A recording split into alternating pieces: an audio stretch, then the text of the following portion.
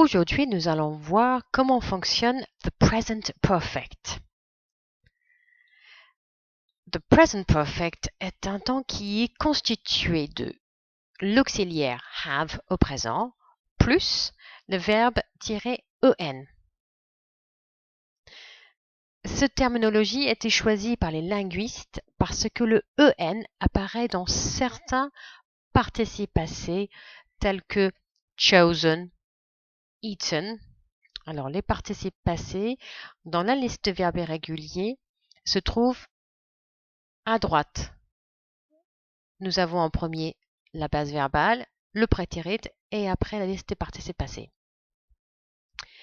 C'est une association, ce temps-là, du présent et du passé.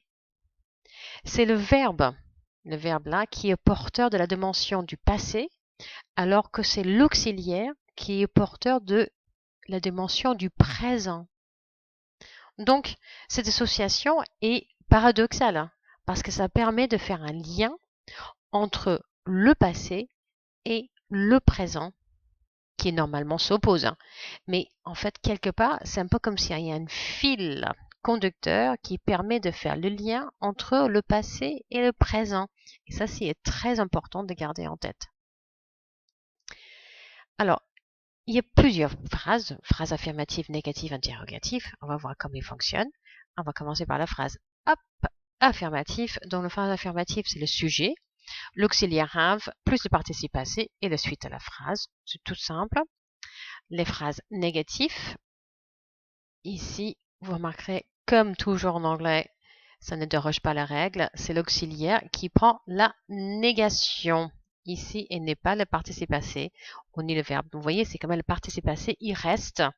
On ne retourne pas à base verbale, c'est le participe passé qui reste. Dans les questions, tout comme les autres temps, c'est l'auxiliaire qui passe en tête de phrase pour les questions et le participe passé reste tel qu'il est.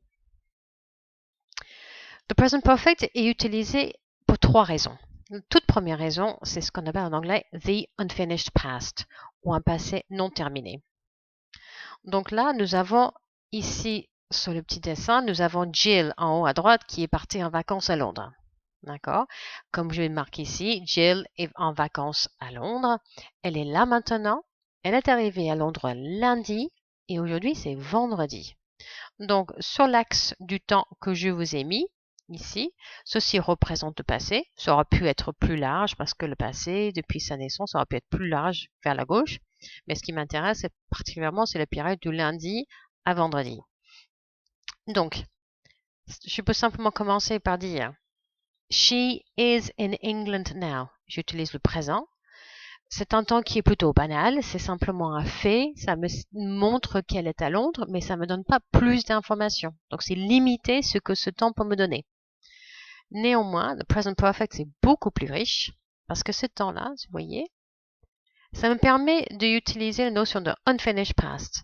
Elle est arrivée lundi et ça me permet de dire She has been in London for 4 days or She has been in London since Monday. Ça inclut la notion qu'elle est arrivée lundi et qu'elle y est toujours aujourd'hui. Ça s'appelle du unfinished past. Voyons d'autres exemples. Ici, nous avons, premièrement, Do you know Sarah? Ça, c'est une question. La réponse est Yes, I have known Sarah since April. Effectivement, vous aurez pu répondre Do you know Sarah? Yes, I do. I know Sarah. Point. C'est factuel, vous connaissez Sarah. Mais si vous voulez rajouter une notion supplémentaire, et justement avec the unfinished past, present perfect nous permet de faire ceci par le biais de Yes, I have known Sarah since April. Tout comme she has a car, la dernière phrase. She has a car, c'est qu'on stipule que quelqu'un possède une voiture. Si nous voulons rajouter d'autres informations, là, le present perfect me permet de le faire par le biais de She has had it for 2 years.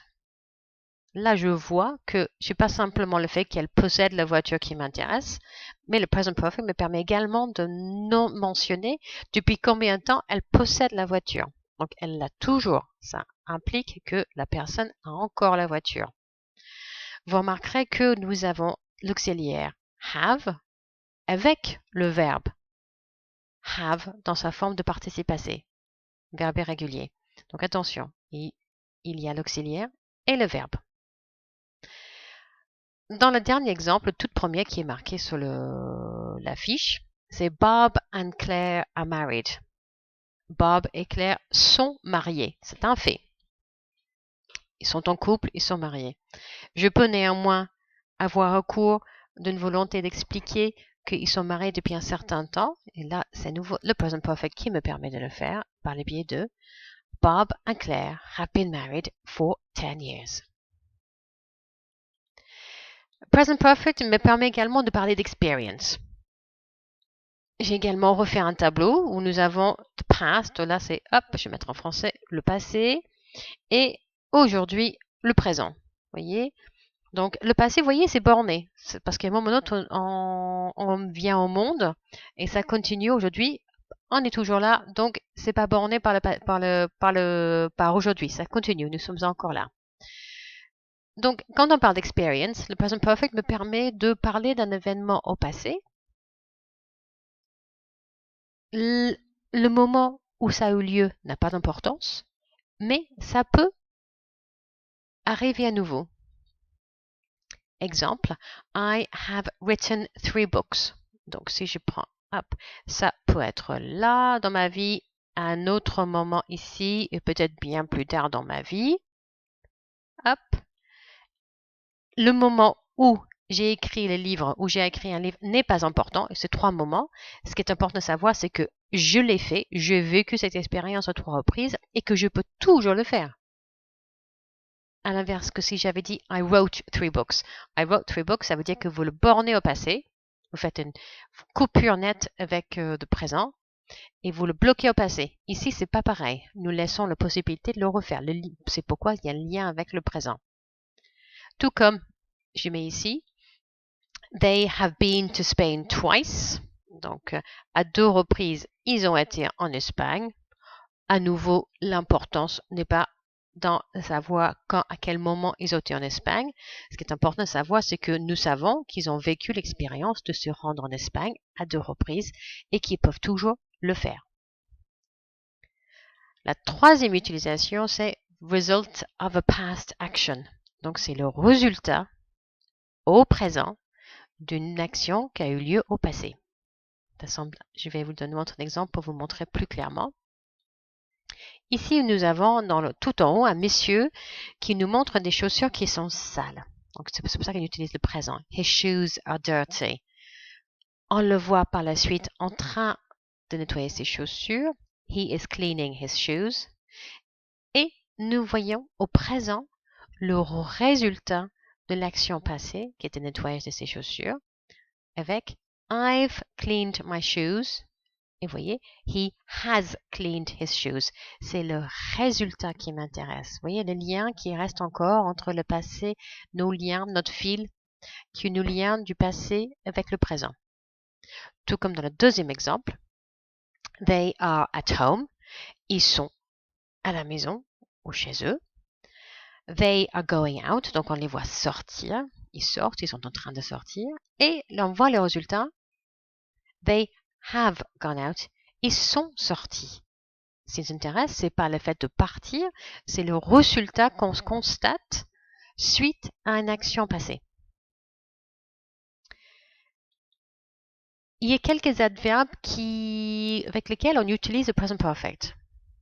Le tout premier, ça va être just.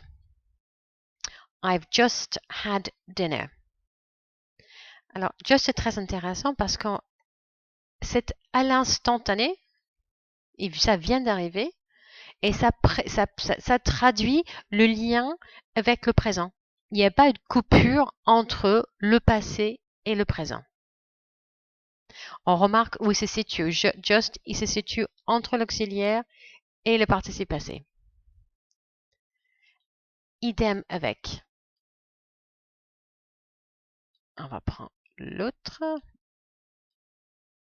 They already arrived. Donc là, j'ai l'auxiliaire ici, le participe passé, et je mets au milieu l'adverbe already. Ici, c'est notre they've already arrived. Ça stipule qu'ils sont arrivés plus tôt que prévu. Donc, c'est près du présent. Tout comme le dernier. She hasn't begun yet. Ça, c'est notion de pas encore, mais on s'attend à ce que ça arrive, à ce que ça soit au présent. Vous remarquerez que l'adverbe à l'inverse de zo se trouve en fin de proposition.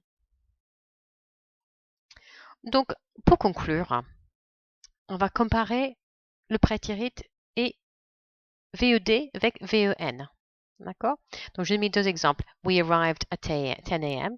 We have arrived. Dans le premier, VED, le prétérit, on va s'intéresser à la situation dans sa globalité. C'est une situation qui est totalement autonome.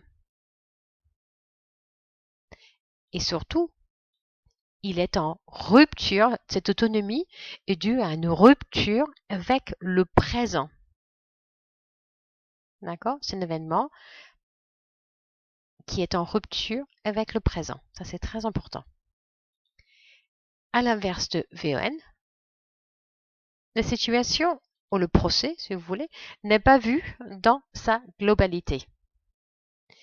Et ce qui est le plus important, il n'est pas autonome parce qu'il y a un rapport, il y a un lien avec un autre temps, et cet autre temps est le présent.